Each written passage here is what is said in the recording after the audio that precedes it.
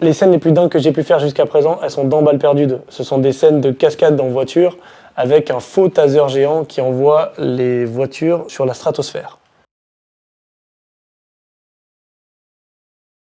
Je m'appelle Rémi Lautier, je suis producteur au sein de Inoxifilm et je suis producteur de films français d'action. Donc mon rôle est d'encadrer un projet de l'idée un peu théorique jusqu'à la livraison sur son support, que ce soit au cinéma ou que ce soit sur un écran. Le dernier film en termes d'actualité qui sort, c'est Balles perdues 2 qui sort sur Netflix là, le 10 novembre prochain. Et je viens de terminer le tournage d'un prochain film d'action qui sortira l'année prochaine sur Netflix aussi. J'ai produit 4 courts-métrages et un clip avant de faire un long-métrage. J'ai commencé à produire des courts-métrages en 2005 et j'ai produit mon premier film, le premier tournage, en 2019. Alors la recette pour faire un bon film, selon moi, c'est un peu convenu, mais c'est une bonne histoire de départ et une très bonne équipe pour pouvoir fabriquer ce que tu as envie de raconter.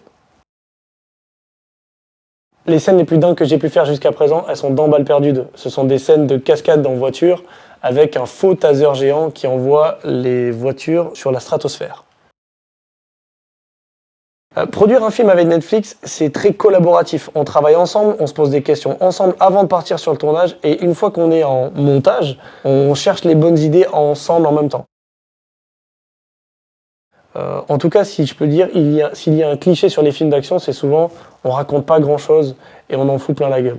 Voilà, c'est un peu un cliché. Il y a quand même plein de films d'action, quand on fouille un petit peu, quand on regarde certaines productions, qui racontent une histoire dans laquelle il y a des super scènes d'action. C'est pas que un prétexte où t'as tué mon chien, je dessoude toute ta famille. C'est pas ça tout le temps. Je m'appelle Rémi Lautier, je suis producteur de films d'action et retrouvez l'intégralité de l'interview sur le podcast Au Générique.